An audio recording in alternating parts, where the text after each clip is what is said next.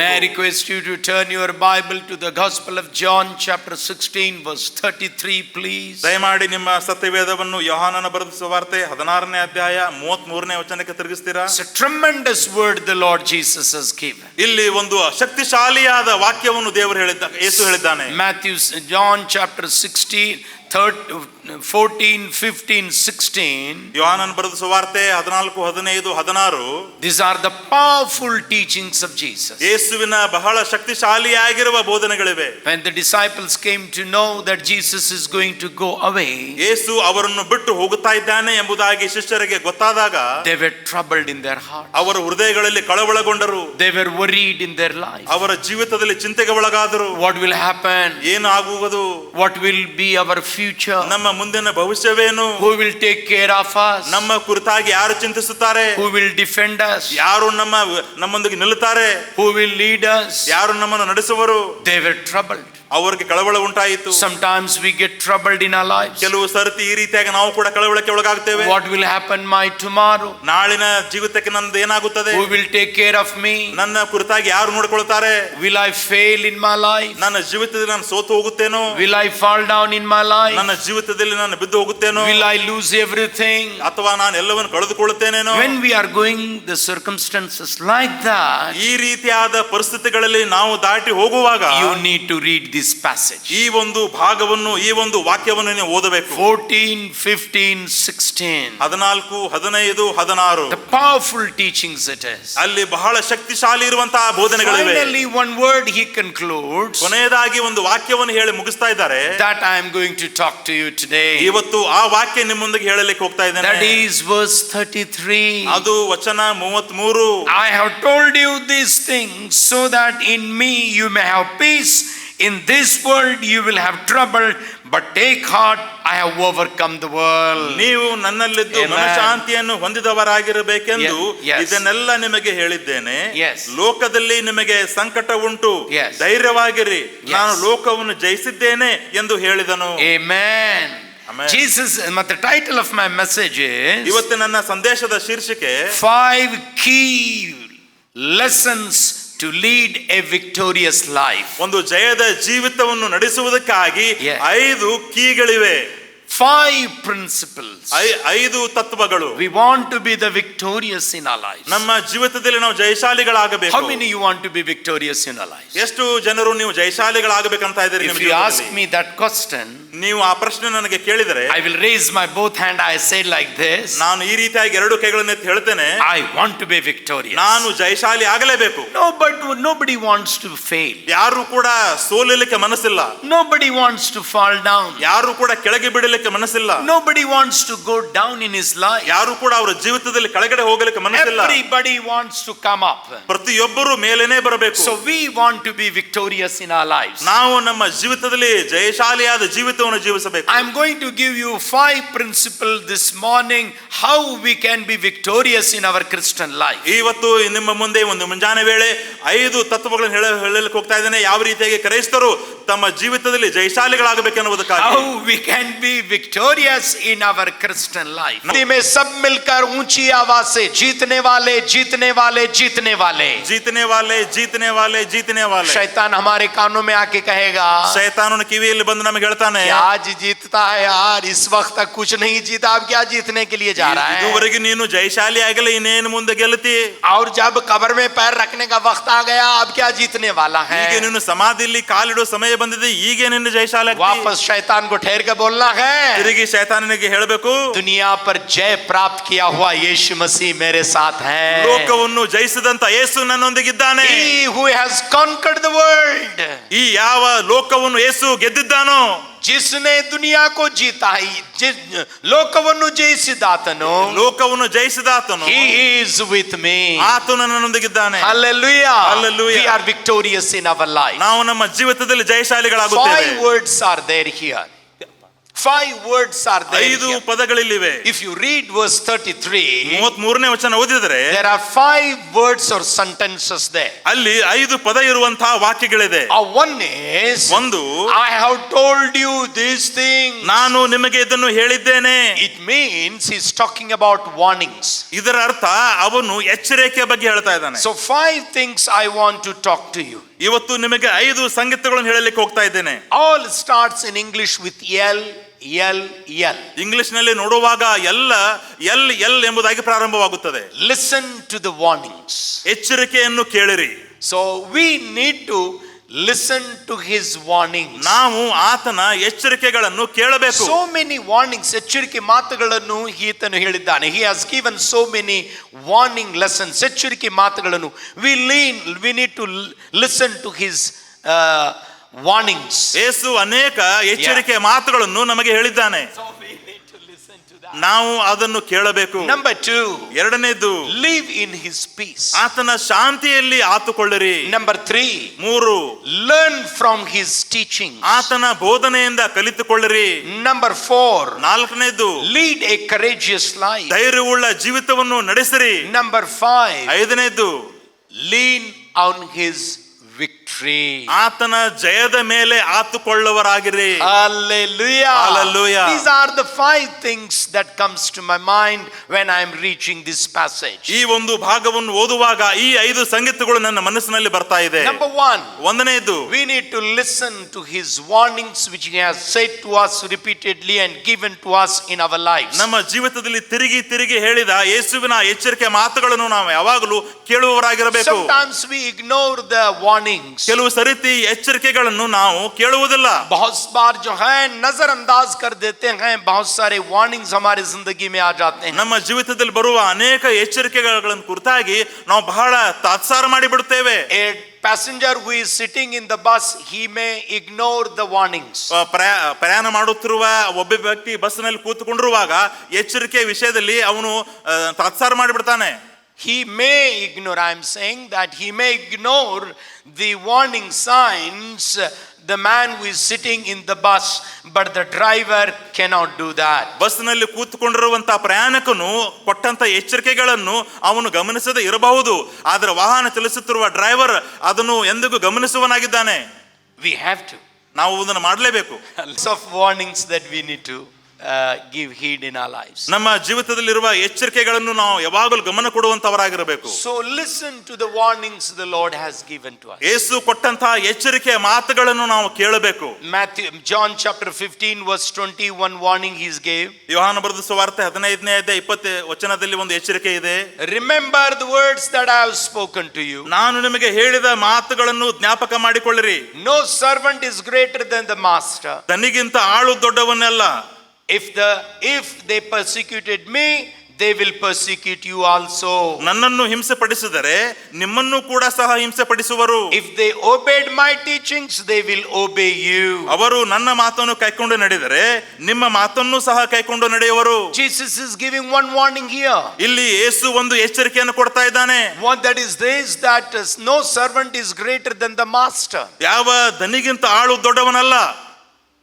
No servant is greater than his master. ಯಾವ ಒಂದು ಆಳು ಕೂಡ ದನಿಗಿಂತ ದೊಡ್ಡವನಲ್ಲ. If they have persecuted me, they will persecute you. ಒಂದು ವೇಳೆ ನನ್ನನ್ನು ಹಿಂಸೆ ಪಡಿಸುವುದಾದರೆ ಅವರು ನಿಮ್ಮನ್ನು ಕೂಡ ಹಿಂಸೆ ಪಡಿಸುವರು. If they have obeyed me, they will obey you.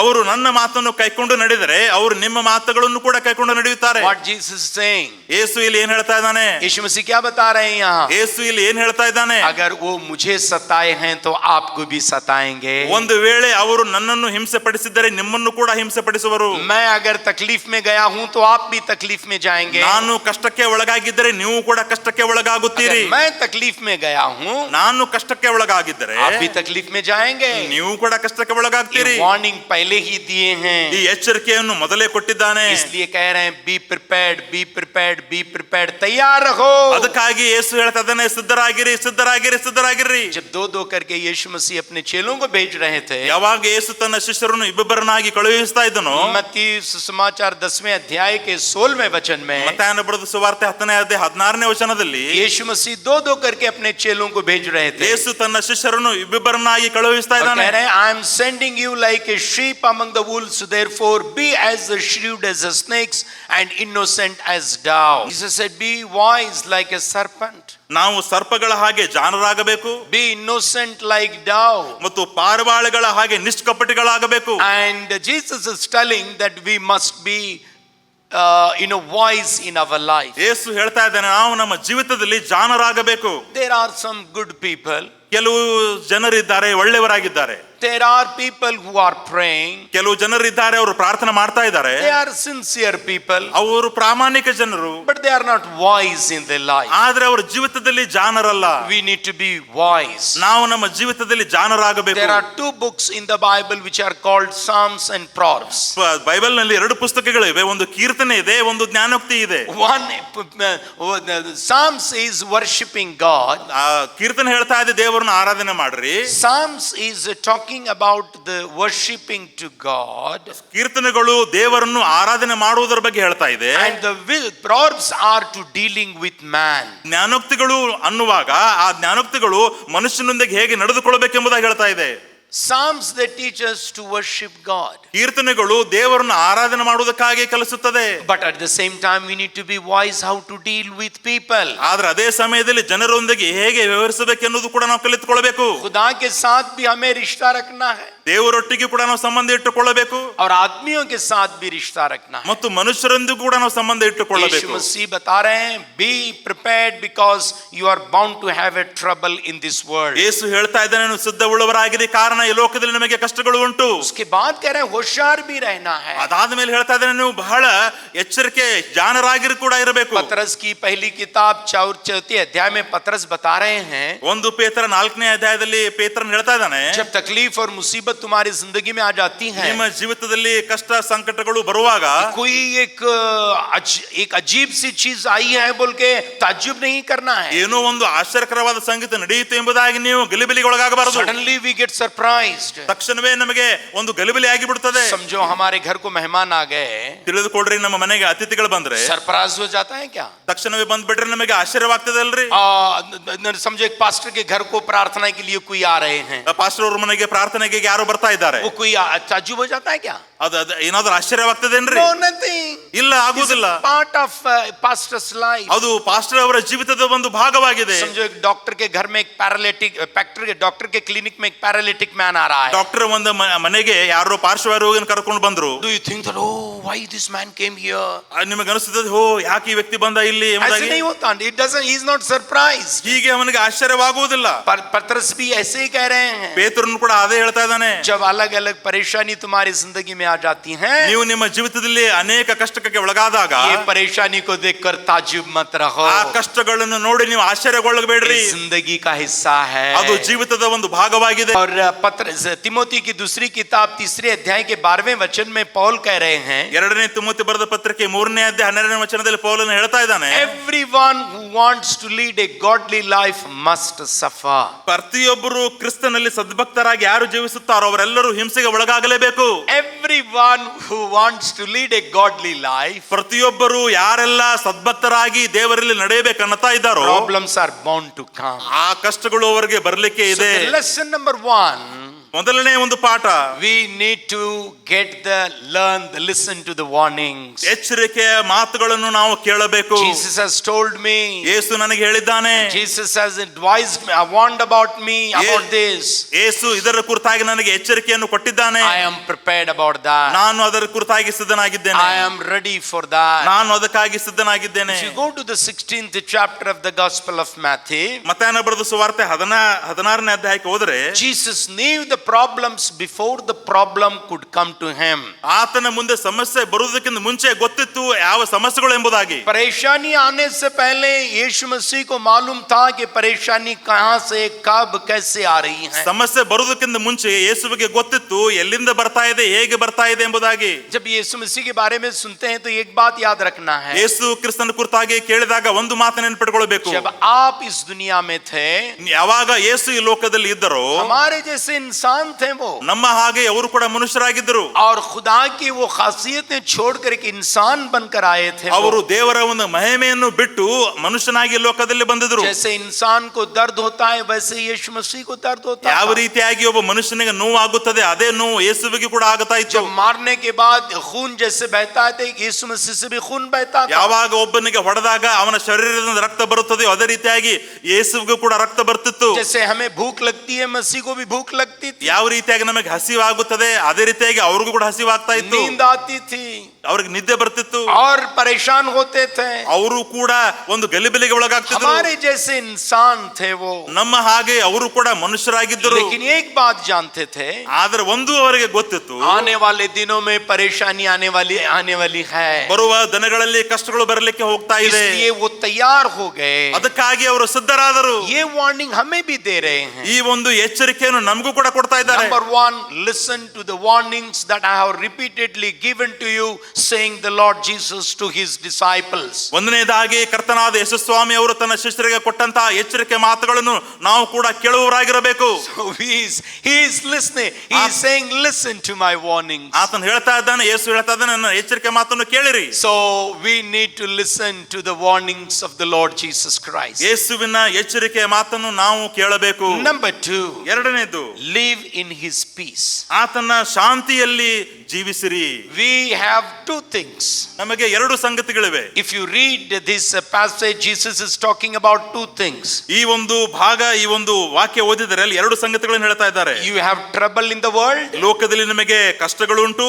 You have a peace in me. ನನ್ನಲ್ಲಿ ನಿಮಗೆ ಮನಃಶಾಂತಿ So ಇದೆ. peace is there, trouble is there. ಶಾಂತಿ ಇದೆ, ಕಷ್ಟಗಳಿವೆ. So we have to decide where you want to be. ನೀವು ಎಲ್ಲಿ ಇರಬೇಕೆಂಬುದಾಗಿ ನೀವು ತೀರ್ಮಾನ ಮಾಡಬೇಕು. Two things Jesus is talking. ಯೇಸು ಎರಡು ಸಂಗತಿಗಳನ್ನು ಹೇಳ್ತಾ ಇದ್ದಾರೆ. Talking about the world, ಲೋಕದ ಬಗ್ಗೆ ಹೇಳ್ತಾ ಇದ್ದಾರೆ. talking about him, ಆತನ ಕುರಿತಾಗಿ ಹೇಳ್ತಾ ಇದ್ದಾರೆ. talking about the troubles in the world, ಲೋಕದಲ್ಲಿರುವ ಕಷ್ಟಗಳ ಬಗ್ಗೆ ಹೇಳ್ತಾ ಇದ್ದಾರೆ. talking about the peace in him. ಆತನಲ್ಲಿರುವ ಮನಃಶಾಂತಿಯ ಬಗ್ಗೆ ಹೇಳ್ತಾ So ಇದ್ದಾರೆ. we have to decide that. ನಾವು ಅದನ್ನು ತೀರ್ಮಾನ ಮಾಡಬೇಕು. Boat is in the water.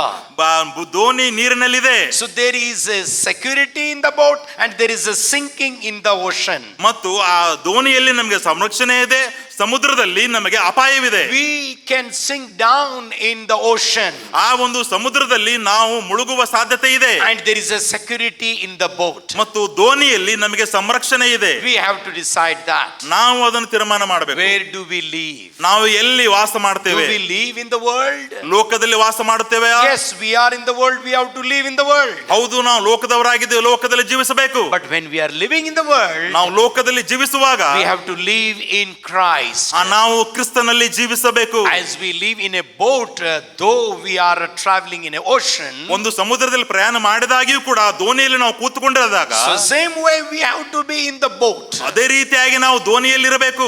Water is there, ನೀರಿದೆ, waves are there, ಅಲೆಗಳಿವೆ, troubles are there, ಸಂಕಟಗಳಿವೆ. but we are safe because we are in the boat of Jesus Christ. ನಾವು ಯೇಸುವಿನ ದೋಣಿಯಲ್ಲಿ ಇರುವುದರಿಂದ ನಾವು ಸುರಕ್ಷಿತರಾಗಿದ್ದೇವೆ. So we need to be in Christ. ನಾವು ಕ್ರಿಸ್ತನಲ್ಲಿರಬೇಕು. Though we are in the world, ನಾವು ಲೋಕದಲ್ಲಿ ಇದ್ದಾಗಿಯೂ ಕೂಡ, though we are in the flesh, ನಾವು ಒಂದು ಶಾರೀರಿಕವಾಗಿ ಇದ್ದಾಗಿಯೂ ಕೂಡ, ಶರೀರದಲ್ಲಿದ್ದಾಗಿಯೂ ಕೂಡ, ನಾವು ಶರೀರದಲ್ಲಿ ಇದ್ದಾಗಿಯೂ ಕೂಡ, though we are in the society, ನಾವು ಸಮಾಜದಲ್ಲಿ ಇದ್ದಾಗಿಯೂ ಕೂಡ, we need to be in Christ. ನಾವು ಕ್ರಿಸ್ತನಲ್ಲಿ ಇರಲೇಬೇಕು. What does that mean? ಅದರ ಅರ್ಥವೇನು? So it means we travel with Christ. ಇದರ ಅರ್ಥ ಕ್ರಿಸ್ತನೊಂದಿಗೆ ಪ್ರಯಾಣ ಮಾಡುತ್ತೇವೆ. When we are with Christ, ನಾವು ಯಾವಾಗ ಕ್ರಿಸ್ತನಲ್ಲಿ ಇದ್ದೇವೆಯೋ then we get the peace of Christ in our lives. ಅವಾಗ ನಮ್ಮ ಜೀವಿತದಲ್ಲಿ ಯೇಸು ಕ್ರಿಸ್ತನ ಮನಃಶಾಂತಿ ಹೊಂದಿಕೊಳ್ಳುತ್ತೇವೆ. John chapter 14 verse 27, the Bible says, ಯೋಹಾನ ಬರೆದ ಸುವಾರ್ತೆ 14ನೇ ಅಧ್ಯಾಯ 27ನೇ ವಚನ ಹೇಳುತ್ತದೆ, I will give my peace to you. ನಾನು ನಿಮಗೆ ನನ್ನ ಶಾಂತಿಯನ್ನು ಕೊಡುತ್ತೇನೆ. Not the world gives, but I give my peace to you. ಲೋಕ ಕೊಡುವಂತಹ ರೀತಿಯ ಒಂದು ಶಾಂತಿ ಅಲ್ಲ, ನನ್ನ ಒಂದು ಶಾಂತಿ ನಿಮಗೆ ಕೊಡುತ್ತೇನೆ. There is a peace which the world also gives. ಲೋಕದಲ್ಲಿ ಒಂದು ಶಾಂತಿ ಇದೆ, ಆ ಶಾಂತಿಯು ಕೂಡ ಲೋಕ ಕೊಡುತ್ತದೆ. But we are not going to enjoy that peace. ಆದ್ರೆ ಆ ಒಂದು ಶಾಂತಿಯಲ್ಲಿ ನಾವು ಆನಂದಿಸುವುದಿಲ್ಲ. That is temporary. ಅದು ತಾತ್ಕಾಲಿಕವಾಗಿದೆ. That is transitory. ಅದು ಸ್ವಲ್ಪ ಸಮಯಕ್ಕೆ ಮಾತ್ರವಿದೆ. That is limited. ಅದು ಸೀಮಿತವಾದದ್ದಾಗಿದೆ. That is conditional. ಅದು ಒಂದು ಕಂಡೀಷನ್ ಇರುವಂತ ಶಾಂತಿಯಾಗಿದೆ. But the peace of Christ, ಆದ್ರೆ ಯೇಸು ಕ್ರಿಸ್ತನ ಒಂದು ಶಾಂತಿ, that is a unique peace. ಅದು ಒಂದು ವ್ಯತ್ಯಸ್ತವಾದ ಒಂದು ಶಾಂತಿ. मैं मेरी शांति आपको दिए जाता हूँ. ನಾನು ನನ್ನ ಶಾಂತಿಯನ್ನು ನಿಮಗೆ ಬಿಟ್ಟು ಹೋಗುತ್ತೇನೆ. दुनिया देने वाली शांति नहीं. ಲೋಕ ಕೊಡುವಂತಹ ಒಂದು ಶಾಂತಿ ಅಲ್ಲ. मैं मेरी शांति आपको दिए जाता हूँ. ನಾನು ನನ್ನ ಶಾಂತಿಯನ್ನು ನಿಮಗೆ ಬಿಟ್ಟು ಹೋಗುತ್ತೇನೆ. That is a unique peace. ಅದು ಒಂದು ವ್ಯತ್ಯಸ್ತವಾದ ಒಂದು ಶಾಂತಿಯಾಗಿದೆ. Jesus was traveling in a boat. ಯೇಸು ದೋಣಿಯಲ್ಲಿ ಪ್ರಯಾಣ ಮಾಡ್ತಾ ಇದ್ರು. Waves are hitting. ಅಲೆಗಳು ಹೊಡಿತಾ ಇದ್ವು. Wind is blowing. ಬಿರುಗಾಳಿ ಬೀಸ್ತಾ ಇದೆ. Boat is being broken. ದೋಣಿ ಒಡೆದು ಹೋಗ್ತಾ ಇದೆ. Disciples are screaming. ಶಿಷ್ಯರು ಚೀರ್ತಾ ಇದ್ದಾರೆ. And they are screaming loudly and ಚೀರಾಡ್ತಾ ಇದ್ದಾರೆ. They are screaming for life. ಒಂದು ಜೀವಿತಕ್ಕಾಗಿ ಗಟ್ಟಿಯಾಗಿ ಚೀರ್ತಾ ಇದ್ದಾರೆ. And they are worried and frightened. ಮತ್ತು ಚಿಂತೆಗೆ ಒಳಗಾಗಿದ್ದಾರೆ, ಭಯಕ್ಕೆ ಒಳಗಾಗಿದ್ದಾರೆ. Jesus is sleeping. ಯೇಸು ಅಲ್ಲಿ ಮಲಗಿದ್ದಾರೆ. What does that shows? ಏನು ಅದು ತೋರಿಸ್ತಾ ಇದೆ? In midst of trouble, ಆ ಒಂದು ಸಂಕಟಗಳ ಮಧ್ಯದಲ್ಲಿ, in the midst of the worries, ಆ ಒಂದು ಚಿಂತೆಗಳ ಒಂದು ಮಧ್ಯದಲ್ಲಿ we can enjoy the peace of the Lord Jesus Christ in our life. ನಮ್ಮ ಜೀವಿತದಲ್ಲಿ ಯೇಸು ಕ್ರಿಸ್ತನ ಒಂದು ಶಾಂತಿಯನ್ನು ಅಂತ ಸ್ಥಿತಿಯಲ್ಲೂ ಕೂಡ ಅನುಭವಿಸಬಹುದು. So when peace guarding our heart and mind, ಯಾವಾಗ ಆ ಒಂದು ಶಾಂತಿಯು ನಮ್ಮ ಹೃದಯ, ನಮ್ಮ ಮನಸ್ಸು ಕಾಯುವಂತದ್ದಾಗಿದೆಯೋ, we are safe. ನಾವು ಸುರಕ್ಷಿತರಾಗಿದ್ದೇವೆ. We are secure. ನಾವು ಸುರಕ್ಷಿತರಾಗಿದ್ದೇವೆ. So the troubles will not enter in our lives. ಅದಕ್ಕಾಗಿ ಕಷ್ಟಗಳು ನಮ್ಮ ಜೀವಿತದಲ್ಲಿ ಪ್ರವೇಶಿಸುವುದಿಲ್ಲ. If you read that verse very carefully, ಆ ಒಂದು ವಾಕ್ಯವನ್ನು ಗಮನವಿಟ್ಟು ಓದಿದರೆ, peace is acting as a watchman there. ಆ ಒಂದು ಶಾಂತಿಯು ವಾಚ್ಮನ್ ಆಗಿ ನಮ್ಮನ್ನು ಕಾಯ್ತಾ ಇದೆ. So when it is watching as a watchman, ಒಬ್ಬ ಕಾವಲುಗಾರನ ಹಾಗೆ ಯಾವಾಗ ಅದು ಕಾಯುವಂತದ್ದಾಗಿದೆಯೋ, the troubles won't come in our lives. ನಮ್ಮ ಜೀವಿತದಲ್ಲಿ ಸಂಕಟಗಳು, ಕಷ್ಟಗಳು ಬರುವುದಿಲ್ಲ. Can we ask for the peace of the Lord today? ಇವತ್ತು ಆ ಯೇಸುವಿನ ಒಂದು ಶಾಂತಿಯನ್ನು ನಾವು ಕೇಳಿಕೊಳ್ಳೋಣವೇ? Lord, I want that peace in my life. ದೇವರೇ, ಆ ಒಂದು ಶಾಂತಿ ನನ್ನ ಜೀವಿತದಲ್ಲಿ ಬೇಕು. Book of Isaiah chapter 26 verse 3, the Bible says. ಯೆಶಾಯನ ಬರೆದ ಗ್ರಂಥ 26ನೇ ಅಧ್ಯಾಯ 31ನೇ ವಚನ ಹೇಳುತ್ತದೆ. So it says a perfect peace. ಅದು ಪರಿಪೂರ್ಣವಾದ ಒಂದು ಶಾಂತಿ. The perfect peace comes when we trust in Him. ಆತನಲ್ಲಿ ನಂಬಿಕೆ, ಭರವಸೆ ಇಡುವಾಗ ಆ ಒಂದು ಪರಿಪೂರ್ಣವಾದ ಶಾಂತಿ ದೇವರಿಂದ ಬರುವಂತದ್ದಾಗಿದೆ. When we trust in God, ನಾವು ದೇವರಲ್ಲಿ ಭರವಸೆ ಇಡುವಾಗ our mind will be steadfast. ನಮ್ಮ ಒಂದು ಮನಸ್ಸು ಗಟ್ಟಿಯಾಗಿ ಸ್ಥಿರವಾಗಿರುತ್ತದೆ. When our mind is steadfast, ಯಾವಾಗ ನಮ್ಮ ಮನಸ್ಸು ಸ್ಥಿರವಾಗಿರುತ್ತದೆಯೋ, when it is not tilting here and there, ನಾವು ಆಚೆ ಕಡೆ ಈಚೆ ಕಡೆಗೆ, when mind is not tilting here and there, ಮನಸ್ಸು ಯಾವಾಗ ಆ ಕಡೆ ಈ ಕಡೆ ವಾಲುವುದಿಲ್ಲವೋ, when it is not moving here and there, ಯಾವಾಗ ಮನಸ್ಸು ಆ ಕಡೆ ಈ ಕಡೆ ಓಡಾಡುವುದಿಲ್ಲವೋ, we will have peace. That peace is called a perfect peace. ಆವಾಗ ಆ ಶಾಂತಿ ಇರುತ್ತದೆ. ಆ ಒಂದು ಶಾಂತಿಗೆ ಒಂದು ಪರಿಪೂರ್ಣ ಶಾಂತಿ ಅನ್ನುತ್ತೇವೆ. Hallelujah. Hallelujah. Amen. Amen. Praise God. Praise the Lord. So we will have a perfect peace. ನಾವು ನಮ್ಮ ಜೀವಿತದಲ್ಲಿ ಒಂದು ಪರಿಪೂರ್ಣ ಶಾಂತಿಯನ್ನು ಹೊಂದಿಕೊಳ್ಳುತ್ತೇವೆ. So therefore he is talking about a unique peace. ಅದಕ್ಕಾಗಿ ಇಲ್ಲಿ ವ್ಯತ್ಯಸ್ತವಾದ ಶಾಂತಿಯ ಬಗ್ಗೆ ಹೇಳ್ತಾ ಇದ್ದಾರೆ. And after that he is talking another, Bible speaks about another peace in book of Colossians chapter 3. ಕೊಲೊಸ್ಸೆ ಬರೆದ ಪತ್ರಿಕೆ 3ನೇ ಅಧ್ಯಾಯದಲ್ಲಿ ಇನ್ನೊಂದು ಶಾಂತಿಯ ಬಗ್ಗೆ ಇಲ್ಲಿ ಹೇಳ್ತಾ ಇದ್ದಾರೆ. The peace which rules our mind. ಆ ಒಂದು ಶಾಂತಿಯು ನಮ್ಮ ಮನಸ್ಸನ್ನು ಆಳುವಂತದ್ದಾಗಿದೆ. Amen. That rules our mind. ನಮ್ಮ ಮನಸ್ಸನ್ನು ಆಳುತ್ತದೆ. So we need to get that peace in our life. ನಮ್ಮ ಜೀವಿತದಲ್ಲಿ ಆ ಒಂದು ಶಾಂತಿಯನ್ನು ಹೊಂದಿಕೊಳ್ಳಬೇಕು. Number 1, ಒಂದನೇದ್ದು, listen to his warnings. ಆತನ ಒಂದು ಎಚ್ಚರಿಕೆಯ ಮಾತನ್ನು ಕೇಳಿರಿ. Number 2, ಎರಡನೇದ್ದು, live in his peace. ಆತನ ಶಾಂತಿಯಲ್ಲಿ ಜೀವಿಸಿರಿ. Sometimes, many times we live in the world. ಕೆಲವು ಸರ್ತಿ, ಅನೇಕ ಸಲ ಲೋಕದಲ್ಲಿ ಜೀವಿಸುತ್ತೇವೆ. Yesterday only the thought was coming to me. ನಿನ್ನೆ ನನಗೆ ಒಂದು ಆಲೋಚನೆ ಬರ್ತಾ ಇತ್ತು. I was troubled for many things yesterday. कल मैं किसी चीज की वजह से बहुत परेशान हो गया.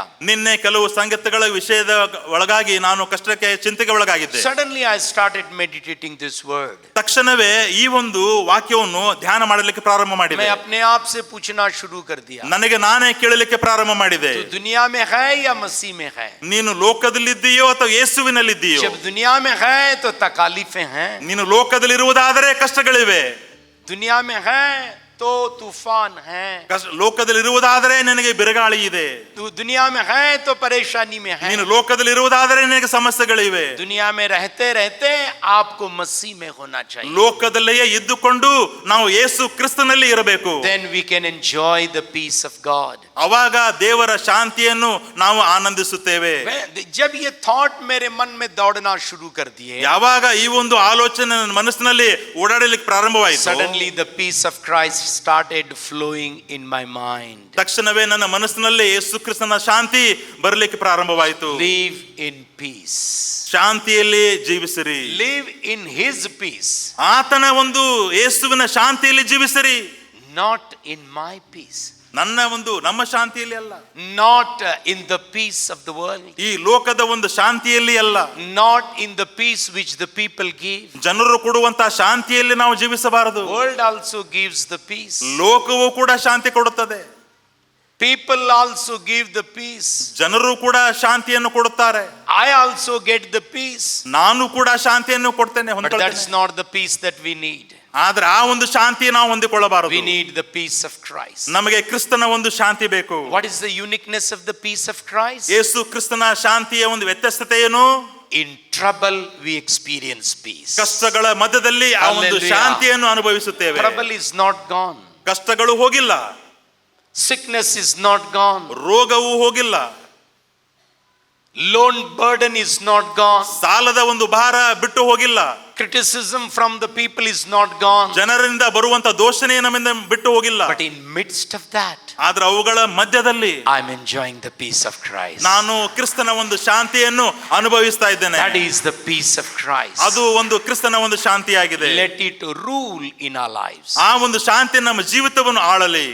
Let it guard our mind. ನಮ್ಮ ಮನಸ್ಸನ್ನು ಅದು ಕಾಯುವಂತದ್ದಾಗಲಿ. Let it control our heart. ನಮ್ಮ ಹೃದಯವನ್ನು ಅದು ನಿಯಂತ್ರಿಸಲಿ. Let it protect our mind. ನಮ್ಮ ಮನಸ್ಸನ್ನು ಅದು ಸಂರಕ್ಷಿಸಲಿ. As a field is protected by fencing, ಯಾವ ರೀತಿಯಾಗಿ ಒಂದು ಹೊಲವು ಬೇಲಿಯಿಂದ ರಕ್ಷಿಸಲ್ಪಟ್ಟಿದೆಯೋ other animals cannot come there. ಬೇರೆ ಪ್ರಾಣಿಗಳಲ್ಲಿ ಬರಲಿಕ್ಕೆ ಸಾಧ್ಯವಿಲ್ಲ. Why? ಯಾಕೆ? It's protected. ಯಾಕಂತ ಹೇಳಿದ್ರೆ ಅದು ಸಂರಕ್ಷಿಸಲ್ಪಟ್ಟಿದೆ. Our mind must be protected like that. ನಮ್ಮ ಮನಸ್ಸು ಕೂಡ ಆ ರೀತಿಯಾಗಿ ಸಂರಕ್ಷಿಸಲ್ಪಡಬೇಕು. Put the 4 walls around. ನಮ್ಮ ಸುತ್ತಮುತ್ತಲು 4 ಗೋಡೆಗಳಿವೆ. When we purchased this land to construct the church, ಈ ಒಂದು ಲ್ಯಾಂಡ್ ತೆಗೆದುಕೊಂಡು ಕಟ್ಟಡ ಕಟ್ಟುವುದಕ್ಕಿಂತ ಮುಂಚೆ first of all we started building the wall. First ಮೊದಲನೇದು ನಾವು ಪ್ರಾರಂಭ ಮಾಡಿದ್ದು ಗೋಡೆಗಳನ್ನ. So therefore the enemy, others people cannot come. ಯಾಕಂತ ಹೇಳಿದ್ರೆ ಬೇರೆ ಜನರು ಯಾರು ಪ್ರವೇಶಿಸಬಾರದು. The moment you accept Jesus Christ, ನೀವು ಯೇಸು ಕ್ರಿಸ್ತನನ್ನು ತಕ್ಷಣವೇ ಅಂಗೀಕಾರ ಮಾಡಿಕೊಂಡು ಕೂಡಲೇ we need to build a boundary wall. I tell you, ನಾನು ಹೇಳ್ತೇನೆ, ನಾವು ಅದೇ ರೀತಿಯಾದ ಒಂದು ಗೋಡೆಯನ್ನು ಕಟ್ಟಿಕೊಳ್ಳಬೇಕು. so boundary walls are constructed. ಆ ಒಂದು ಗೋಡೆ ನಾವು ಕಟ್ಟಿಕೊಂಡಾಗ Satan cannot come, ಶೈತಾನ ಬರಲಿಕ್ಕೆ ಸಾಧ್ಯವಿಲ್ಲ, enemy cannot come, ವೈರ ಬರಲಿಕ್ಕೆ ಸಾಧ್ಯವಿಲ್ಲ. we will be safe and secure. ನಾವು ಸುರಕ್ಷಿತವಾಗಿಯೂ ಸಂರಕ್ಷಣೆಯುಳ್ಳವರಾಗಿರುತ್ತೇವೆ. Listen to the warnings of the Lord Jesus Christ. ಯೇಸು ಕ್ರಿಸ್ತನ ಎಚ್ಚರಿಕೆಯ ಮಾತನ್ನು ಕೇಳಿರಿ. Number 2, ಎರಡನೇದು, live in the peace of Jesus Christ. ಯೇಸುವಿನ ಜೀವಿತದ ಶಾಂತಿಯಲ್ಲಿ ಜೀವಿಸಿರಿ. Number 3, ಮೂರನೇದು, learn from the teachings of Jesus Christ. ಯೇಸುವಿನ ಬೋಧನೆಯಿಂದ ಕಲಿತುಕೊಳ್ಳಿರಿ. Jesus said, in this world you will have trouble. ಯೇಸು ಹೇಳಿದ್ದಾರೆ, ಈ ಲೋಕದಲ್ಲಿ ನಿಮಗೆ ಸಂಕಟಗಳು ಉಂಟು. It means he has taught so many things. ಇದರ ಅರ್ಥ ಅನೇಕ ಬೋಧನೆಗಳನ್ನು ಅವರು ಕೊಟ್ಟಿದ್ದಾರೆ. Taught about the world, ಲೋಕದ ಬಗ್ಗೆ ಕಲಿಸಿದ್ದಾರೆ, taught about the man, ಮನುಷ್ಯನ ಬಗ್ಗೆ ಕಲಿಸಿದ್ದಾರೆ, taught about the Satan, ಸೈತಾನನ ಬಗ್ಗೆ ಅವರು ಕಲಿಸಿದ್ದಾರೆ, taught about angels, ಒಂದು ದೇವದೂತರ ಬಗ್ಗೆ ಕಲಿಸಿದ್ದಾರೆ, taught about various things. ಅನೇಕ ಸಂಗತಿಗಳ ವಿಷಯದಲ್ಲಿ ಕಲಿಸಿದ್ದಾರೆ. We have to learn his teachings. ಆತನ ಬೋಧನೆಗಳಿಂದ ನಾವು ಕಲಿಯಬೇಕು. When we learn his teachings, ಆತನ ಬೋಧನೆಗಳನ್ನು ನಾವು ಕಲಿಯುವುದಾದರೆ we become very strong. ನಾವು ಬಹಳ ಗಟ್ಟಿಶಾಲಿಗಳಾಗ್ತೇವೆ. How many you want to become a strong people? ಎಷ್ಟು ಜನ ಬಲಿಶಾಲಿಗಳಾಗಬೇಕು? We all want to be strong people. ನಾವೆಲ್ಲರೂ ಬಲಿಶಾಲಿಗಳಾಗಬೇಕು. When we eat good food, ನಾವು ಯಾವಾಗ ಒಳ್ಳೆ ಆಹಾರ ತಿನ್ನುವಾಗ, when we are leading a healthy life, ಯಾವಾಗ ಆರೋಗ್ಯ ಜೀವಿತವನ್ನು ಜೀವಿಸುತ್ತೇವೆಯೋ, sickness will not come near to us. ರೋಗ ನಮ್ಮ ಹತ್ತಿರ ಬರುವುದಿಲ್ಲ. Sickness will come, ರೋಗ ಬರುತ್ತದೆ, but the way it comes it goes back. ಅದು ಹೇಗೆ ಬಂದಿದೆ ಹಾಗೆ ಓಡಿ ಹೋಗುತ್ತದೆ. Why? ಯಾಕೆ? Because strong.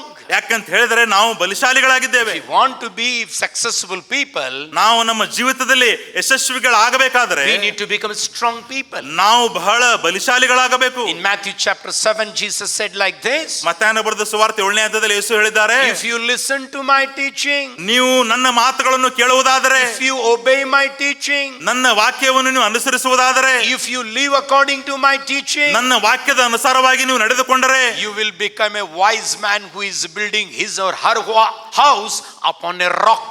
ಯಾವ ಬುದ್ಧಿ ಉಳ್ಳ ಮನುಷ್ಯನು ಬಂಡೆಗಲ್ಲಿನ ಮೇಲೆ ಮನೆ ಕಟ್ತಾನಲ್ಲ, ಅವನ ಹಾಗೆ ನೀವು ಆಗ್ತೀರಿ. He will be a man building his house upon the rock. ಒಂದು ಬಂಡೆ ಕಲ್ಲಿನ ಮೇಲೆ ಕಟ್ಟಿದ ಮನೆಯ ಒಂದು ಬುದ್ಧಿ ಉಳ್ಳ ವ್ಯಕ್ತಿಯಾಗಿ ಆಗ್ತೀರಿ. He will become a rocky man. ಅವನು ಒಂದು ಬಂಡೆಗಲ್ಲಾಗುತ್ತಾನೆ. Hallelujah. Hallelujah. Say rocky man, everybody, rocky man.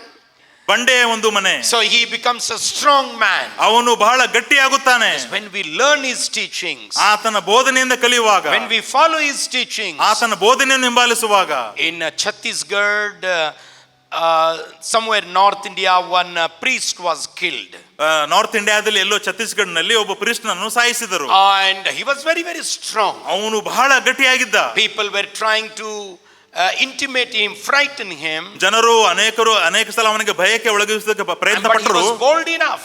ಆದ್ರೆ ಅವನು ಧೈರ್ಯವಾನಾಗಿದ್ದ. He died, but he got never frightened. ಅವನು ತನ್ನ ಪ್ರಾಣವನ್ನು ಕೊಟ್ಟನೆ ಹೊರತಾಗಿ ಭಯ ಪಡಲಿಲ್ಲ. So we need to become a strong people in our lives. ನಮ್ಮ ಜೀವಿತದಲ್ಲಿ ನಾವು ಕೂಡ ಈ ರೀತಿಯಾಗಿ ಬಲಿಷ್ಠರಾಗಬೇಕು. Little problem comes, people become shaky. ಸ್ವಲ್ಪ ಕಷ್ಟ ಬಂದ ಕೂಡಲೇ ಜನರು ನಡುಗುತ್ತಾರೆ. Little fever came, they become frightened. ಚಿಕ್ಕ ಒಂದು ಜ್ವರ ಬಂದು ಕೂಡಲೇ ಅವರು ಹೆದರಿ ಬಿಡ್ತಾರೆ. When we are strong people, ನಾವು ಯಾವಾಗ ಬಲಿಷ್ಠ ಜನರಾಗುತ್ತೇವೆಯೋ, we are not afraid. ನಾವು ಯಾವುದಕ್ಕೂ ಕೂಡ ಹೆದರುವುದಿಲ್ಲ. Hallelujah. Hallelujah. We have seen some people walking in the rain. They say, "Oh, I'm going to wet now. I'm going to get fever now." ಕೆಲವು ಜನರು ಮಳೆಯಲ್ಲಿ ತೋಯಿಸಿಕೊಂಡಾಗ, ಅಯ್ಯೋ ನಾನು ತೋಯಿಸಿಕೊಂಡೆ, ನನಗೆ ಈಗ ಜ್ವರ ಬರುತ್ತದೆ. When we were in the village, ನಾವು ಹಳ್ಳಿಯಲ್ಲಿ ಇದ್ದಾಗ, when there was a heavy rain, you used to jump in the water. ಒಂದು ಜೋರಾಗಿ ಮಳೆ ಬರುವಾಗ ನಾವು ಜಿಗಿತಾ ಇದ್ವಿ. We used to play in the water. ನಾವು ನೀರಿನಲ್ಲಿ ಆಟ ಆಡ್ತಾ ಇದ್ವಿ. Nothing used to happen. ಏನು ಆಗ್ತಿರ್ಲಿಲ್ಲ. But now little bit we are going in the rain.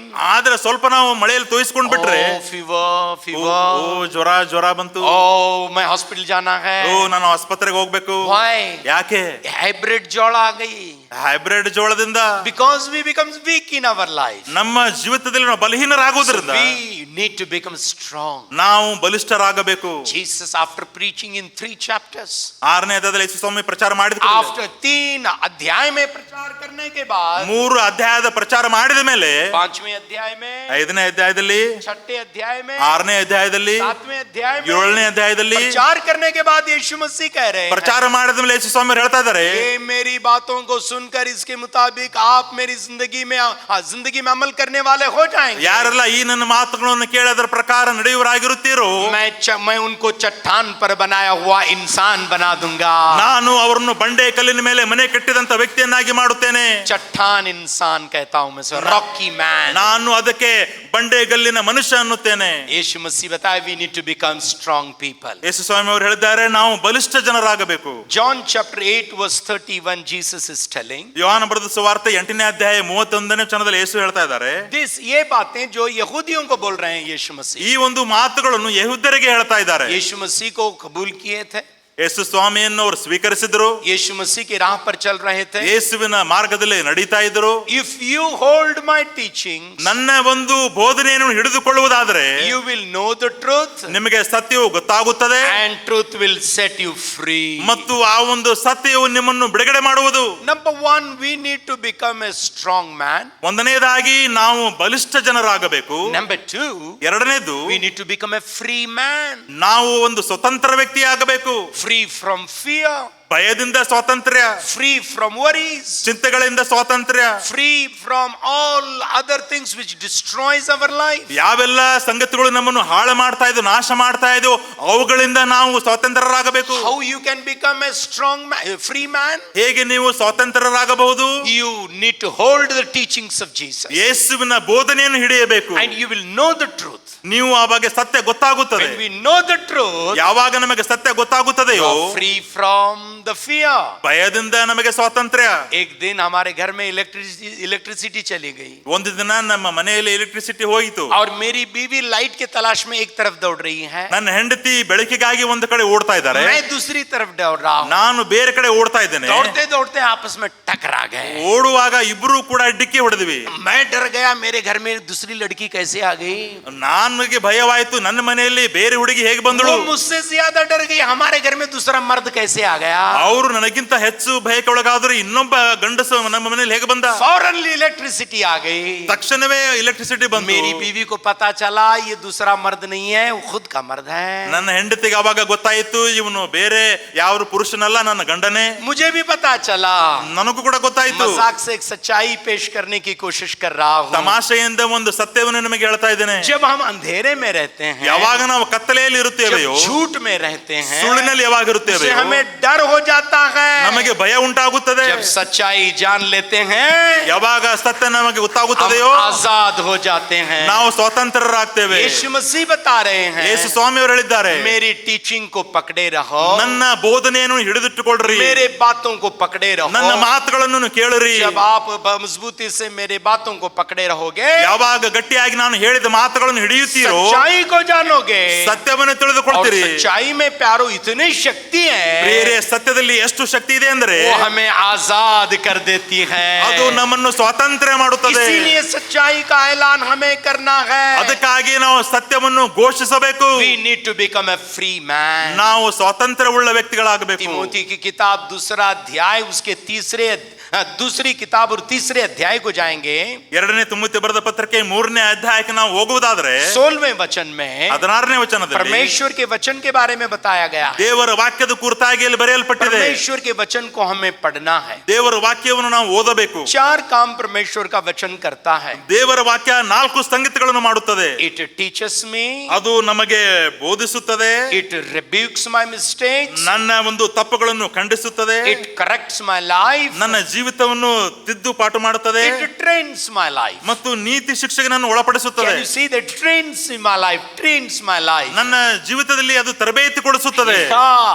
The teachings is there, ಅಲ್ಲಿ ಒಂದು ಬೋಧನೆ ಇದೆ, rebuking is there, ಅಲ್ಲಿ ಖಂಡಿಸುವಿಕೆ ಇದೆ, there is correcting in life, ಅಲ್ಲಿ ಒಂದು ತಿದ್ದುವಿಕೆ ಇದೆ ಜೀವಿತದಲ್ಲಿ, and there is a training in life. ಮತ್ತು ಜೀವಿತದಲ್ಲಿ ಅಲ್ಲಿ ಒಂದು ತರಬೇತಿ ಇದೆ. ये 4 चीजें मेरे और हमारी जिंदगी में होना शुरू हो जाएंगे ना. ಈ 4 ಸಂಗತಿಗಳು ನನ್ನ ಜೀವಿತದಲ್ಲಿ ನಿಮ್ಮ ಜೀವಿತದಲ್ಲಿ ನಡೆದು ಬಿಟ್ರೆ, बाइबल में हम ऐसे पढ़ते हैं, ಬೈಬಲ್ ನಾವು ಹೇಗೆ ಓದುತ್ತೇವೆ ಅಂದ್ರೆ, equipped man, ಬಹಳ ಒಂದು ತರಬೇತಿ ಹೊಂದಿದಂತ ವ್ಯಕ್ತಿ, equipped ready man, he is ready now. ಆತನು ಎಲ್ಲಕ್ಕೆ ಸಿದ್ಧನಾಗಿರುವಂತ ವ್ಯಕ್ತಿ. We need to become a strong people, ನಾವು ಬಲಿಷ್ಠ ಜನರಾಗಬೇಕು. we need to become free people, ನಾವು ಸ್ವಾತಂತ್ರ್ಯವುಳ್ಳ ವ್ಯಕ್ತಿಗಳಾಗಬೇಕು. we need to be equipped in our lives. ನಾವು ನಮ್ಮ ಜೀವಿತದಲ್ಲಿ ಇಕ್ವಿಪ್ ಆಗಿರಬೇಕು, ಸಿದ್ಧರಾಗಿರಬೇಕು.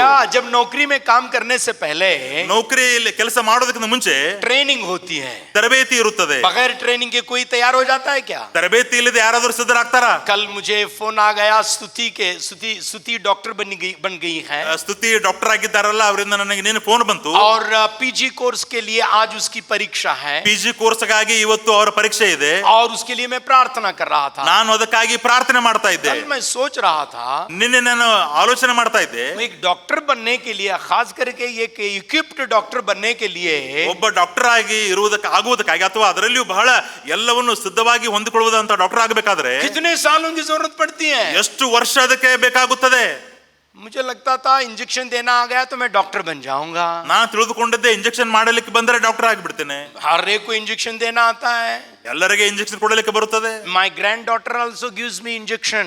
ನನ್ನ ಮೊಮ್ಮಗಳು ಕೂಡ ಇಂಜೆಕ್ಷನ್ ಕೊಡ್ತಾಳೆ. She is not a doctor. ಅವಳು ಡಾಕ್ಟರ್ ಅಲ್ಲ. We need to be equipped in our lives. ನಾವು ನಮ್ಮ ಜೀವಿತದಲ್ಲಿ ಈ ರೀತಿಯಾಗಿ ಇಕ್ವಿಪ್ ಆಗಬೇಕು, ಸಿದ್ಧರಾಗಬೇಕು. Yes, तैयार हो जाना है. ನಾವು ಸಿದ್ಧರಾಗಬೇಕು. परमेश्वर के वचन को सुनना है. ದೇವರ ವಾಕ್ಯವನ್ನು ಕೇಳಬೇಕು. रिब्यूक करना है. ನಾವು रिब्यूक मतलब सो डांटना है. ನಾವು ಖಂಡಿಸಬೇಕು. और करेक्ट करना है. ನಾವು ಸರಿಪಡಿಸಬೇಕು. ट्रेनिंग में जाना है. ತರಬೇತಿಯಲ್ಲಿ ಹೋಗಬೇಕು. दूसरों को नहीं, ಬೇರೆಯವರಿಗೆ ಯಾರು ಮಾಡೋದಲ್ಲ, अपने आप को करना है. ನಮಗೆ ನಾವೇ ये ಮಾಡಬೇಕು. तमाम चीजें दूसरों को कर देते हैं हम, ಈ ಎಲ್ಲಾ ಕಾರ್ಯಗಳನ್ನ ಬೇರೆಯವರಿಗಾಗಿ ಮಾಡ್ತೇವೆ, लेकिन हमारे लिए नहीं करते.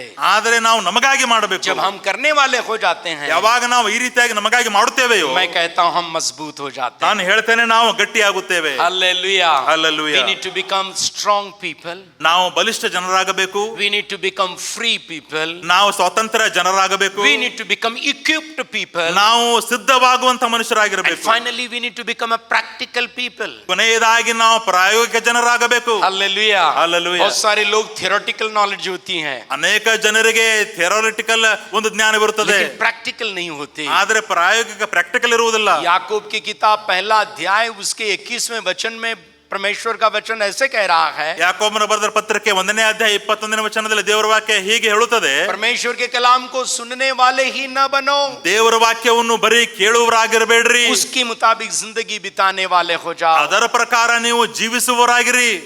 मतलब बहुत सारे लोग सुनते हैं, ಇದರ ಅರ್ಥ ಬಹಳಷ್ಟು ಜನ ಕೇಳ್ತಾರೆ, सुन सुन सुन सुन सुन के सुंद हो जाते हैं. ಅವರು ಕೇಳಿ ಕೇಳಿ ಕೇಳಿ ಸುನ್ನಾಗಿ ಬಿಡ್ತಾರೆ. इसके बाद देखा मैं चर्च में आके ऐसे बैठ जाते हैं. ನಾನು ನೋಡಿದ್ದೇನೆ ಜನರು ಚರ್ಚ್ ನಲ್ಲಿ ಬಂದು ಹೀಗೆ ಕೂತ್ಕೊಳ್ತಾರೆ. इतने सालों से सुन रही पास्टर, ಎಷ್ಟು ವರ್ಷದಿಂದ ಕೇಳ್ತಾ ಇದ್ದೇನೆ ಪಾಸ್ಟರ್, वही सुन रही हूँ. ಅದನ್ನೇ ಕೇಳ್ತಾ ಇದ್ದೇನೆ. सुन सुन सुन सुन के सन होने वाले हैं. ನಾವು ಕೇಳಿ ಕೇಳಿ ಕೇಳಿ ದಡ್ಡರಾಗಿ ಬಿಡ್ತೇವೆ. लेकिन अदर क्या दूसरी किस्म के लोग भी हैं, ಆದ್ರೆ ಬೇರೆ ರೀತಿ ಜನರಿದ್ದಾರೆ, सुन सुन सुन के सुधर जाते हैं. ಅದನ್ನು ಕೇಳಿ ಕೇಳಿ ಕೇಳಿ ಸುಧಾರಿಸಿಕೊಳ್ತಾರೆ. और सुन सुन सुन के संवर जाते हैं. ಮತ್ತು ಅದನ್ನು ಕೇಳಿ ಕೇಳಿ ತಮ್ಮನ್ನೇ ತಾನೇ ಸರಿ ಮಾಡಿಕೊಳ್ತಾರೆ. सुन सुन सुन के सन होने वाले नहीं, सुन सुन सुन के सुधरने वाले संवरने वाले होना चाहिए. ಅದು ದೇವರ ವಾಕ್ಯವನ್ನು ಕೇಳಿ ಕೇಳಿ ಕೇಳಿ ದಡ್ಡರಾಗುವುದಲ್ಲ, ಆದ್ರೆ ದೇವರ ವಾಕ್ಯವನ್ನು ಕೇಳಿ ಕೇಳಿ ನಾವು ಪ್ರವೀಣರಾಗಬೇಕು, ಸಿದ್ಧರಾಗಬೇಕು.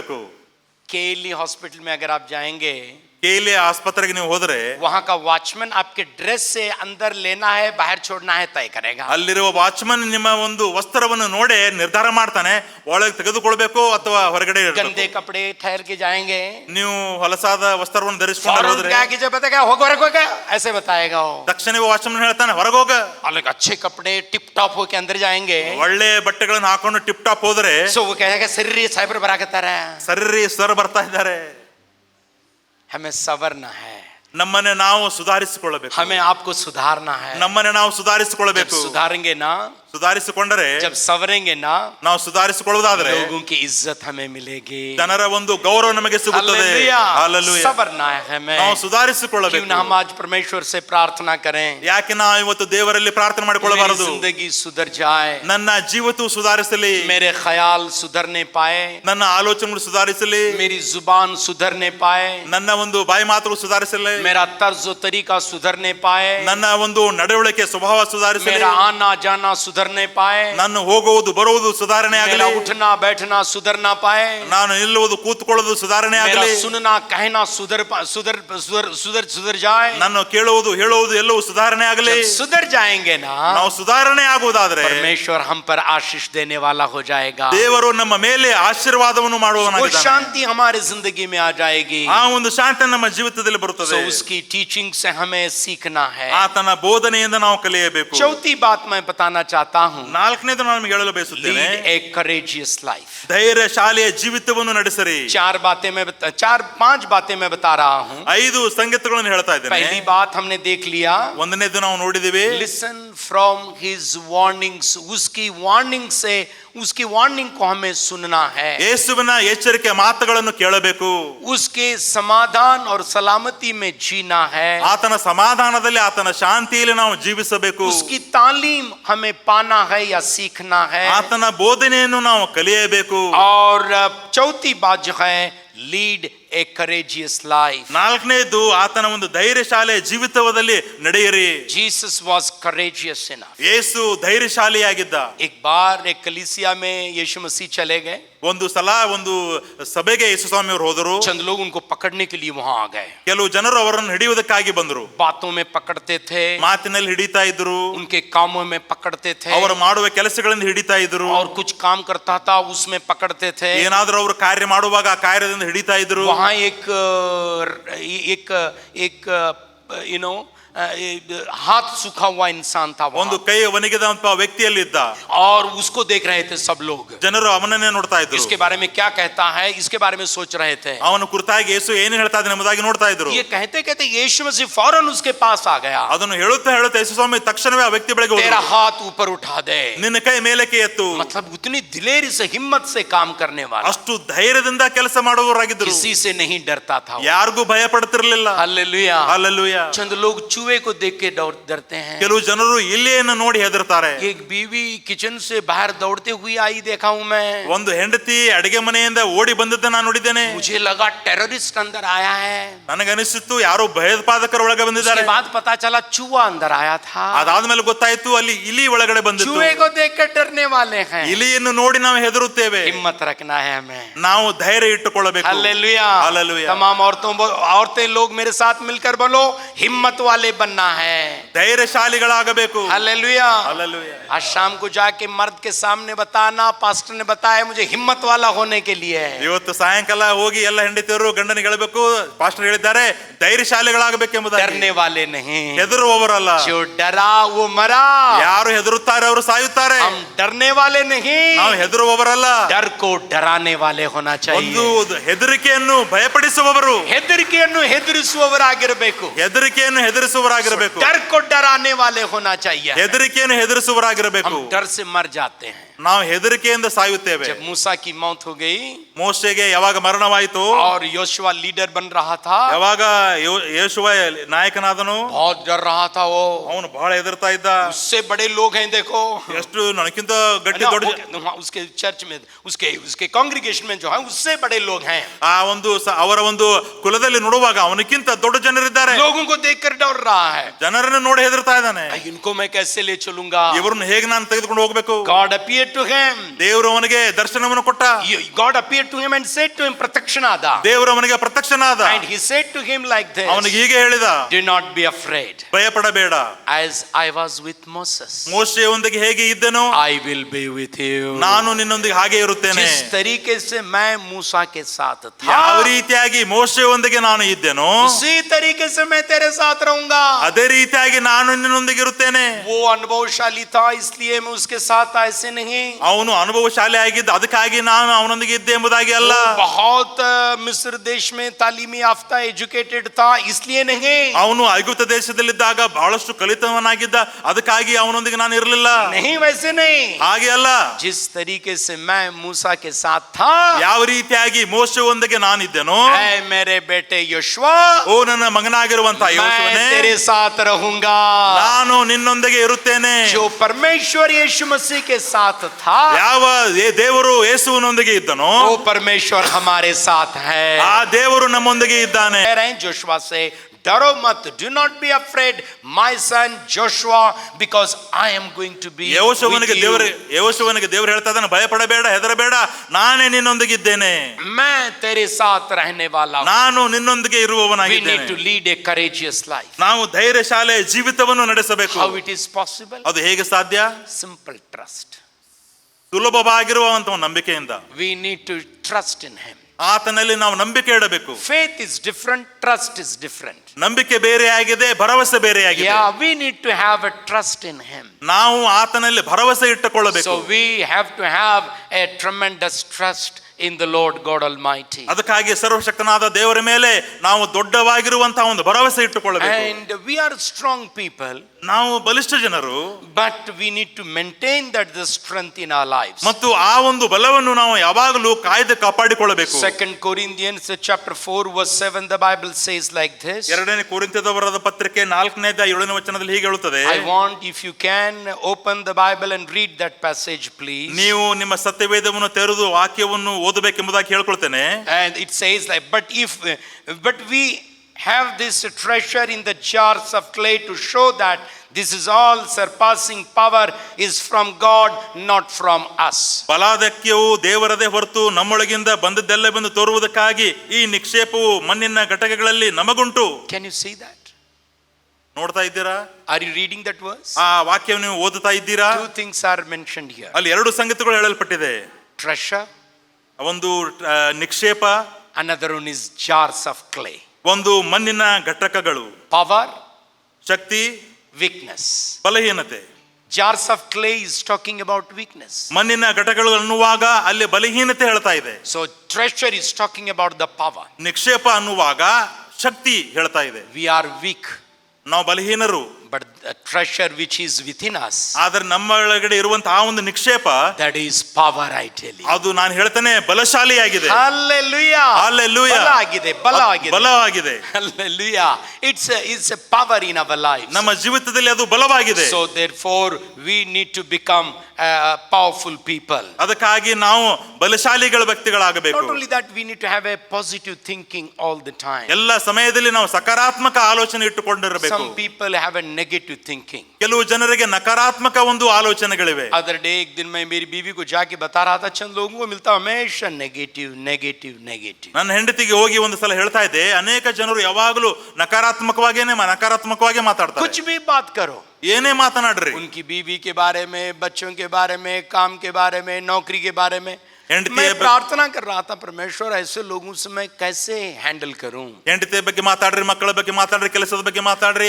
ಯಾವಾಗಲೂ ಮಾತನಾಡುವಾಗ ನಕಾರಾತ್ಮಕವಾಗಿ ಮಾತಾಡ್ತಾರೆ. ಅವ್ರ ಜೊತೆಗೆ ಹೇಗೆ ಮಾತಾಡಬೇಕು ದೇವರೇ ಎಂಬುದಾಗಿ ಕೇಳ್ತಾ ಇದ್ದೆ. Something negative only will come. ಏನಾದರೂ ಒಂದು ನೆಗೆಟಿವ್ನೇ ಅವರಿಂದ ಬರ್ತದೆ. They will never ever be successful in their lives. ಅವರ ಜೀವಿತದಲ್ಲಿ ಎಂದಿಗೂ ಕೂಡ ಸಫಲರಾಗುವುದಿಲ್ಲ. अगर रोमियो की किताब 8वें अध्याय के 37वें वचन से अगर आप पढ़ते जाएंगे, ರೋಮಾಪುರದ ಬರೆದ ಪತ್ರಿಕೆ 8ನೇ ಅಧ್ಯಾಯ ಅಲ್ಲಿ ವಾಕ್ಯ ಓದುವುದಾದ್ರೆ, so वहां पॉल पॉजिटिव थिंकिंग के बारे में बता रहे हैं. ಅಲ್ಲಿ ಪೌಲನು ಸಕಾರಾತ್ಮಕ ಸಂಗತಿಗಳ ಬಗ್ಗೆ ಬರೀತಾ ಇದ್ದಾನೆ. हमारे ख्यालात को बदल देना, ನಮ್ಮ ಆಲೋಚನೆಗಳನ್ನು ಬದಲಾವಣೆ ಮಾಡಬೇಕು. हमारे विचार को बदल देना, ನಮ್ಮ ವಿಚಾರಗಳನ್ನು ಬದಲಾವಣೆ ಮಾಡಬೇಕು. हमारी आइडियोलॉजी को बदल देना है. ನಮ್ಮ ಒಂದು ಏನು ಆಲೋಚನೆ ಚಿಂತೆ ಇದೆ ಅದನ್ನು ಬದಲಾವಣೆ ಮಾಡಬೇಕು. जब हमारा मन बदल गया ना, ನಮ್ಮ ಮನಸ್ಸು ಬದಲಾವಣೆ ಆದರೆ हमारी जीत तय हो गई. ನಮಗೆ ಜಯ ಅಲ್ಲಿ ಸಿದ್ಧವಾಗುತ್ತದೆ. Somebody said like this, ಯಾರೋ ಹೀಗೆ ಹೇಳಿದ್ದಾರೆ, mind is the first battleground where we have to conquer the victory. ಮೊದಲನೇ ಒಂದು ಹೋರಾಟ ಇರುವುದು ನಮ್ಮ ಮನಸ್ಸಿನಲ್ಲಿ. ಅದನ್ನು ನಾವು ಮೊದಲು ಜಯಗಳಿಸಬೇಕು. जंग के लिए जाने से पहले ना, ಯುದ್ಧಕ್ಕೆ ಹೋಗೋದಕ್ಕಿಂತ ಮುಂಚೆ हमारा मन सबसे पहला एक बैटलफील्ड है. ಮೊದಲು ನಮ್ಮ ಮನಸ್ಸು ಒಂದು ಯುದ್ಧ ಭೂಮಿಯಾಗಿದೆ. वहां जीत हासिल करना. ಅಲ್ಲಿ ನಾವು ಜಯ ಹೊಂದಬೇಕು. जब हमारे मन में हमारी जीत हासिल हो गई ना, ಯಾವಾಗ ನಮ್ಮ ಮನಸ್ಸನ್ನು ನಾವು ಜಯಗೊಳಿಸುತ್ತೇವೆ, जिंदगी में हम कामयाब हो जाएंगे. ಜೀವಿತದಲ್ಲಿ ನಾವು ಸಫಲರಾಗ್ತೇವೆ. So think positively. ಅದಕ್ಕಾಗಿ ಸಕಾರಾತ್ಮಕವಾಗಿ ಆಲೋಚನೆ ಮಾಡ್ರಿ, talk positively. ಮತ್ತು ಸಕಾರಾತ್ಮಕವಾಗಿ ಮಾತಾಡ್ರಿ. इब्रानियों की किताब 13वां अध्याय उसका 6वां वचन, ಇಬ್ರಿಯ ಬರೆದ ಪತ್ರಿಕೆ 3ನೇ ಅಧ್ಯಾಯ 6ನೇ ವಚನ. वहां यहाँ रोमियो की किताब में थिंकिंग के बारे में हमने देख रहे थे, ರೋಮಾಪುರದ ಬರೆದ ಪತ್ರಿಕೆಯಲ್ಲಿ ಆಲೋಚನೆ ಮಾಡುವ ವಿಷಯದಲ್ಲಿ ನೋಡ್ತಾ ಇದ್ವಿ. और इब्रानियों की किताब 13वें अध्याय के 6वें वचन में ಇಬ್ರಿಯ ಬರೆದ ಪತ್ರಿಕೆ 13ನೇ ಅಧ್ಯಾಯ 6ನೇ ವಚನದಲ್ಲಿ पॉजिटिव स्पीकिंग के बारे में, ಸಕಾರಾತ್ಮಕವಾಗಿ ಮಾತಾಡುವುದರ ಬಗ್ಗೆ ಇದೆ. So we say confidently, the Lord is my helper, I will not be afraid. ಆದದರಿಂದ ಕರ್ತನು ನನಗೆ ಸಹಾಯಕನು, ಭಯಪಡೆನು. I say वो important है. I ಆದದರಿಂದ say confidently, tell that. I say confidently. ನಾನು ನಿಶ್ಚಯವಾಗಿ ಹೇಳುತ್ತೇನೆ. There is positive saying it is. ಅದು ಒಂದು ಸಕಾರಾತ್ಮಕ ಹೇಳುವಿಕೆ ಇದೆ. Read verse 6, the Bible says. ಆ 6ನೇ ವಚನದಲ್ಲಿ ಬೈಬಲ್ ಈ ರೀತಿ ಹೇಳುತ್ತದೆ, Say confidently. ಧೈರ್ಯದಿಂದ ಹೇಳು. ಧೈರ್ಯದಿಂದ ಹೇಳು. ಹಲ್ಲೆಲೂಯಾ. ಹಲ್ಲೆಲೂಯಾ. ಒಣ ಮಾತಲ್ಲ, ಧೈರ್ಯದಿಂದ ಹೇಳು. ಒಣ ಮಾತಾಗಿ ಅಲ್ಲ, ಧೈರ್ಯವಾಗಿ ಹೇಳಬೇಕು. We need to say positively. ನಾವು ಸಕಾರಾತ್ಮಕವಾಗಿ ಹೇಳಬೇಕು. So our thinking must be positive. ನಮ್ಮ ಒಂದು ಆಲೋಚನೆ ಸಕಾರಾತ್ಮಕವಾಗಿರಬೇಕು. And our speaking must be positive. ನಮ್ಮ ಮಾತಾಡುವ ಮಾತುಗಳು ಸಕಾರಾತ್ಮಕವಾಗಿರಬೇಕು. And finally, ಕೊನೆಯದಾಗಿ lean in the victory of Christ. ಯೇಸುವಿನ ಜಯದ ಮೇಲೆ ಆತುಕೊಳ್ಳಿರಿ. We are not victorious. ನಾವು ಜಯಶಾಲಿಗಳಲ್ಲ. Jesus is victorious. Yesu ಜಯಶಾಲಿಯಾಗಿದ್ದಾನೆ. We are victorious because he is victorious. ಆತನು ಜಯಶಾಲಿಯಾಗಿದ್ದರಿಂದ ನಾವು ಜಯಶಾಲಿಗಳಾಗಿದ್ದೇವೆ. Hallelujah. Hallelujah. हम क्यों जीत रहे हैं मालूम क्या? ನಾವು ಯಾಕೆ ಜಯ ಹೊಂದುತ್ತಾ ಇದ್ದೇವೆ ಗೊತ್ತಾ? हमारा कैप्टन जीत चुका है. ನಮ್ಮ ಕ್ಯಾಪ್ಟನ್ ಗೆದ್ದಿದ್ದಾನೆ. जब हमारा कैप्टन जीता है, ಯಾವುದನ್ನು ನಮ್ಮ ಕ್ಯಾಪ್ಟನ್ ಗೆದ್ದಿದ್ದಾನೋ हम जीतने वाले हैं. ನಾವು ಗೆಲ್ಲುವವರಾಗಿದ್ದೇವೆ. Hallelujah. Hallelujah.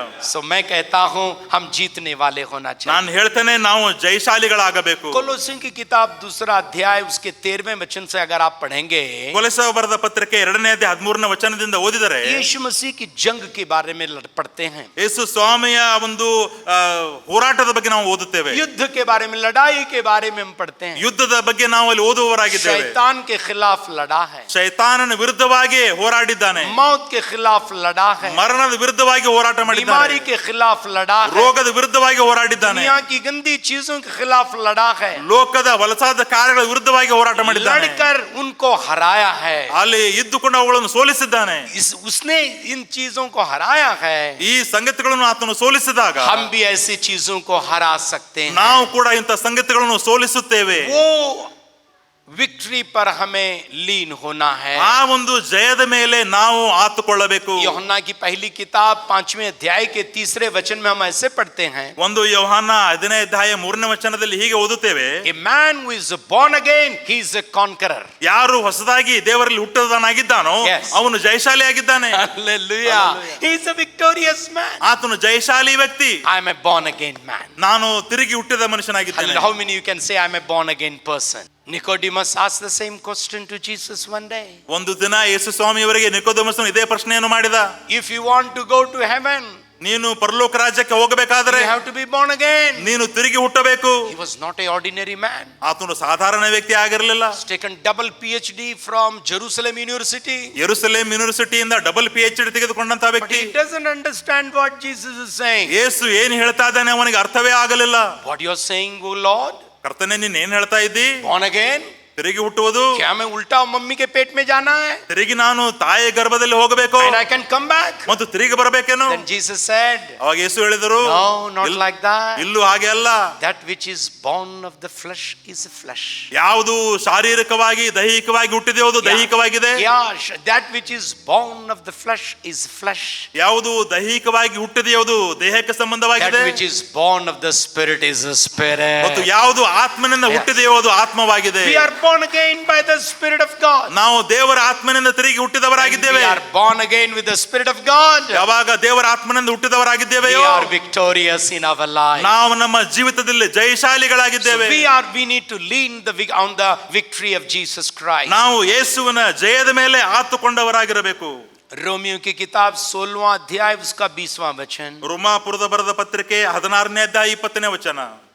Satan has been crushed. ಶೈತಾನನು ನಮ್ಮನ್ನು ತುಳಿದು ಹಾಕಿದ್ದಾನೆ. Satan has been already crushed. ಶೈತಾನನು ಈಗಾಗಲೇ ತುಳಿದು ಹಾಕಲ್ಪಟ್ಟಿದ್ದಾನೆ. Yeah, Satan is already been crushed. ಶೈತಾನನು ಈಗಾಗಲೇ ತುಳಿದು ಹಾಕಿದ್ದಾನೆ. But his power is still there. ಆದರೆ ಇನ್ನೂ ಕೂಡ ಆತನ ಶಕ್ತಿ ಇದೆ. Verse 19 says like this. 19ನೇ ವಚನ ಹೀಗೆ ಹೇಳುತ್ತದೆ. One day Jesus is going to come. ಒಂದು ದಿನ ಯೇಸು ಸ್ವಾಮಿ ಬರಲಿಕ್ಕೆ ಹೋಗ್ತಾ ಇದ್ದಾರೆ. And he is going to crush the complete power of the devil, I tell you. ಮತ್ತು ಶೈತಾನನ ಸಂಪೂರ್ಣ ಶಕ್ತಿಯನ್ನು ಅದನ್ನು ತುಳಿದು ಹಾಕಲಿಕ್ಕೆ ಹೋಗ್ತಾ ಇದ್ದಾನೆ. That's what we sing that song, you remember? ಅದಕ್ಕಾಗಿ ಒಂದು ಹಾಡನ್ನು ಅಂತೇವೆ ನಿಮಗೆ ನೆನಪಿದೆಯಾ? What is that song? ಆ ಹಾಡೇನು? When Christ will come in the form of a spirit. ಆ ಒಂದು ಆತ್ಮದಲ್ಲಿ ಯೇಸು ಸ್ವಾಮಿ ಅವರು ಇಳಿದು ಕೆಳಗೆ ಬರುವಾಗ And he will crush all the powers of the darkness. ಒಳ್ಳೆ ಅಂಧಕಾರದ ಶಕ್ತಿಯನ್ನು ಆತನು ತುಳಿದು ಹಾಕುತ್ತಾನೆ. So therefore 5 things we will learning today. ಅದಕ್ಕಾಗಿ ಇವತ್ತು ನಾವು 5 ಸಂಗತಿಗಳನ್ನು ಕಲಿತಾ ಇದ್ದೀವಿ. We want to be victorious. ನಾವು ಜಯಶಾಲಿಗಳಾಗಬೇಕಾದರೆ, we want to be conquerors.